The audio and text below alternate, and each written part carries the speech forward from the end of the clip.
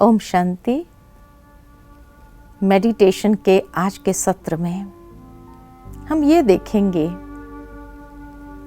कि जो प्रश्न आते जा रहे हैं हमारे पास कि कई लोग कहते हैं मेडिटेशन करने का अच्छा समय कौन सा है, कब करना चाहिए मेडिटेशन।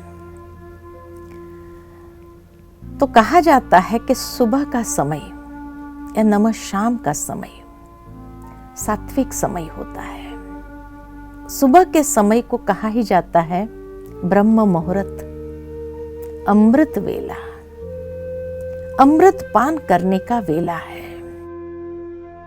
या नमः शाम के समय कहा जाता है कि देवताएं भी भ्रमण पर निकलते हैं, फरिश्ते भ्रमण पर निकलते हैं। ऐसे समय में मेडिटेशन बहुत सहजता से लग जाता है। सबसे सहज जो वरदानी समय माना गया है ब्रह्म मुहूर्त का समय है। क्यों इस समय को वरदानी माना गया है?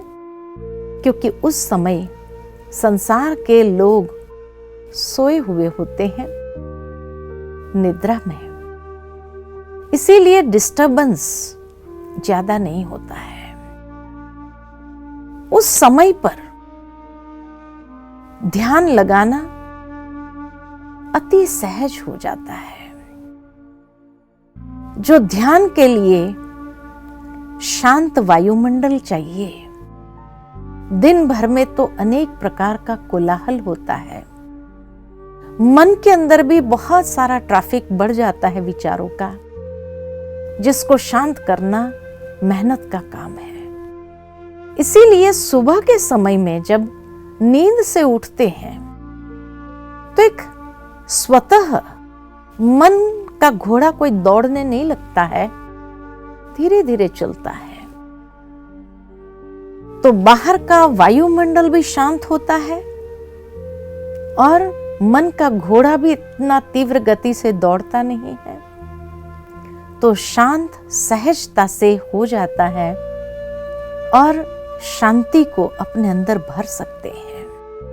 उस ऊर्जा को अपने अंदर बहुत प्यार से हम भर सकते हैं। तो ये ब्रह्म मुहूर्त का वेला कौन सा है, कितने बजे से कितने बजे तक का होता है?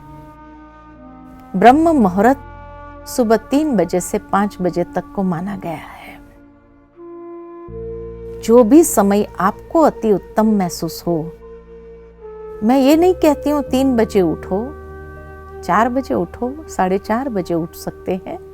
शुरू करो, 4:45 को उठो, 15 मिनट करो मेडिटेशन, फिर धीरे धीरे समय बढ़ाते जाओ, कोई हर्जा नहीं है।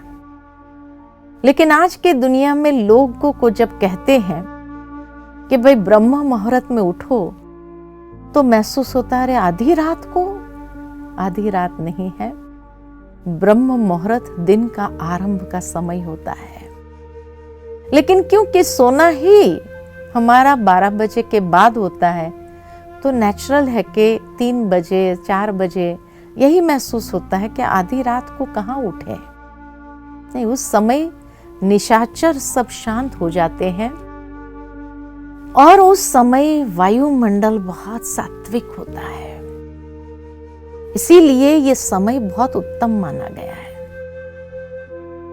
दूसरी बात यह भी कहा जाता है, पहले जब बचपन में सुना था, early to bed early to rise makes a man healthy wealthy wise.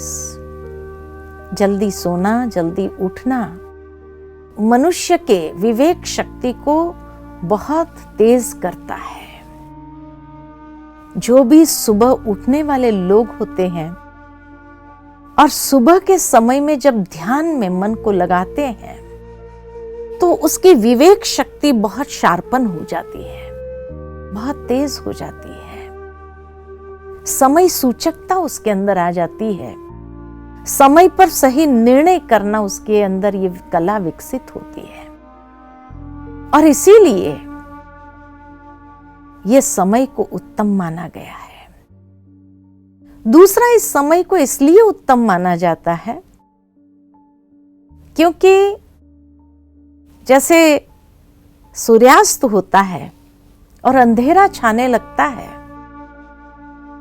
और मान लो कि आपके घर में कोई छोटा बच्चा होता है, वो कोई फूल तोड़ने जाता है बगीचे के अंदर, तो माँ बाप हमेशा उसको रोकते हैं और कहते हैं बेटा इस वक्त फूल नहीं तोड़ना चाहिए। अगर बच्चा पूछता है क्यों नहीं तोड़ना चाहिए, तो आप यही कहेंगे कि इस वक्त पेड़ पौधे सो गए हैं।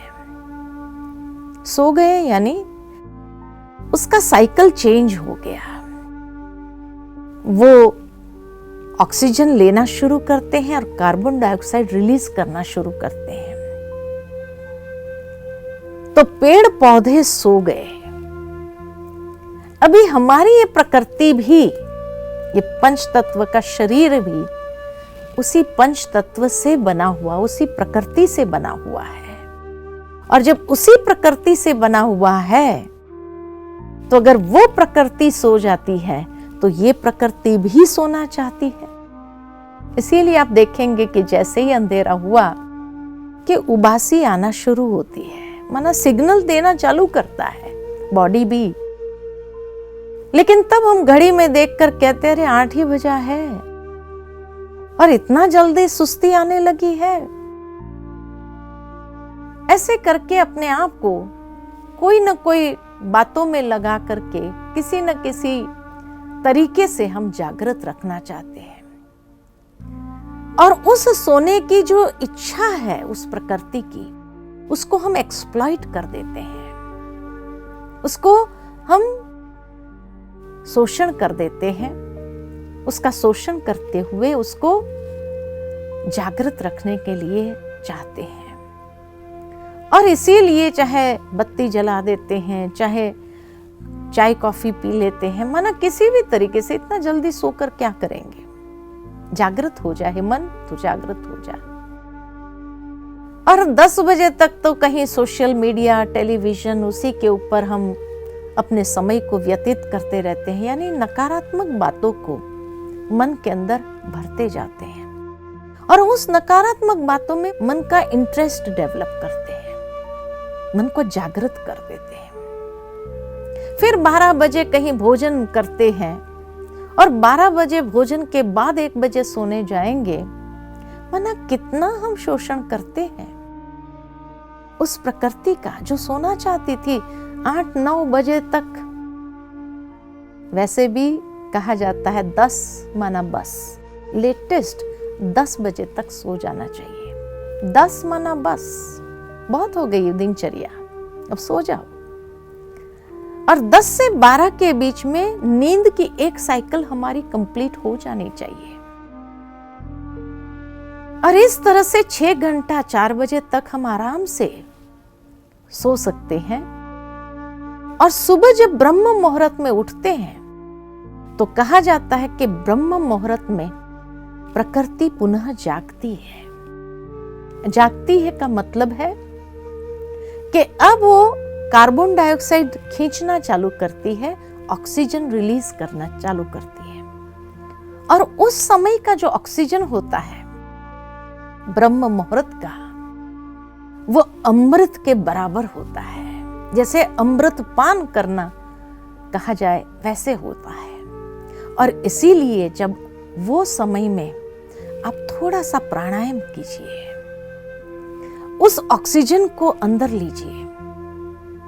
सुबह सुबह का समय का जो फ्रेश ऑक्सीजन होता है इतना अमृत के बराबर होता है कि जो हमारे ब्रेन को इस तरह से विकसित करता है कि उसकी मेमोरी पावर बहुत बढ़ जाती है। इसलिए पहले के जमाने में जब लोग सुबह सुबह जल्दी उठते थे और उस समय जैसे स्टूडेंट्स भी बैठ के पढ़ाई करते थे तो उनका दिमाग बहुत तेज हो जाता था, मेमोरी पावर बहुत ज्यादा होता था, जो पढ़ते थे याद रह जाता था। लेकिन आज जब दिनचर्या ही उल्टी हो गई तो सुबह अक्सर लोग सोते हैं, रात भर पढ़ने का प्रयत्न करते हैं। लेकिन वो रात भर पढ़ने के बाद भी जब निशाचर चारों तरफ है, अशुद्ध वाइब्रेशंस है, तो वो अशुद्ध तमोगुणी वाइब्रेशंस, तामसिक वाइब्रेशंस, वो मेमोरी पावर को और भी क्षीण कर देता है। इसीलिए early to bed early to rise, सुबह सुबह उठ करके सुबह सुबह थोड़ा सा प्राणायाम करके वो ऑक्सीजन का पान कीजिए। देखो फिर मेमोरी किस तरह से बढ़ जाती है। साथ ही साथ ये भी माना गया है कि उस समय में व्यक्ति जितना अपने भाग्य की रेखा लंबी करना चाहे कर सकता है, क्योंकि कहा जाता है कि भाग्य विधाता ब्रह्म मुहूर्त में ही भाग्य बांटने का काम करता है। तभी तो जब किसी भाग्य की बात निकलती है तो लोग अक्सर ये पूछते हैं कि भगवान जब भाग्य बांटने निकला था तब तुम सोया हुआ था क्या? क्योंकि उसी वक्त नींद भी बहुत अच्छी आती है। 3 से 5 की ये 2 घंटे की नींद इतनी अच्छी होती है कि अगर व्यक्ति उठ जाता है तो भी घड़ी देखकर अच्छा सो जाओ थोड़ी देर और वो 2 घंटा तो कैसे बीतता है और इतना फ्रेश कर देता है। और 5 बजे के बाद आंख जब खुलती है तो एकदम फ्रेश महसूस होता है। भले कोई सारी रात नहीं सोया हो, लेकिन 3 से 5 बजे के समय की जो नींद होती है वो भी बहुत फ्रेश करने वाली होती है। क्योंकि माया तो नहीं चाहते हैं कि आप भगवान से भाग्य प्राप्त कर लो, इसलिए या तो माया मिलेगी या भाग्य मिलेगा। इसीलिए कहा जाता है कि उसी समय नींद भी बहुत अच्छी आती है और उसी समय भाग्य विधाता भाग्य भी प्रदान करते हैं। तो वो फ्रेश क्वालिटी का अमृत पान करे और देखो कितना सुंदर मन खिल उठता है। अनेक प्रकार की क्षमताओं से वो विकसित होने लगता है। ऐसा विकसित हो जाता है जो व्यक्ति की अनंत शक्तियों को जागृत करने का आधार बन जाता है। मन के पास अथाह शक्ति और क्षमता है। तो इसीलिए सुबह उठ करके तो देखो, कुछ समय तक अभ्यास करके देखो और सुबह में जिस तरह की एकाग्रता को आप विकसित करना चाहते हैं वो एकाग्रता इतनी बढ़ जाएगी। जिस एकाग्रता को आप जिस भी कार्य में लगाना चाहते हैं, कहा जाता है कि कोई भी क्षेत्र के अंदर सफलता प्राप्त करना है तो एकाग्रता बहुत आवश्यक है। और एकाग्रता जहाँ है वहाँ हमेशा राइट डिसीजन होता है। व्यक्ति जीवन के लिए जो निर्णय लेता है सही होता है और उस सही निर्णय के कारण अनेक अवसर उसके सामने खुलते जाते हैं और वो व्यक्ति जीवन में आगे बढ़ता जाता है। तो इसीलिए अमृत पान कीजिए और अनुभव करके देखो। हम ये नहीं कहते हैं कि हमारी बातों पर विश्वास कर लीजिए आप, परंतु आप खुद उसका अभ्यास करके अनुभव करके देखो कितनी प्राप्ति होती है।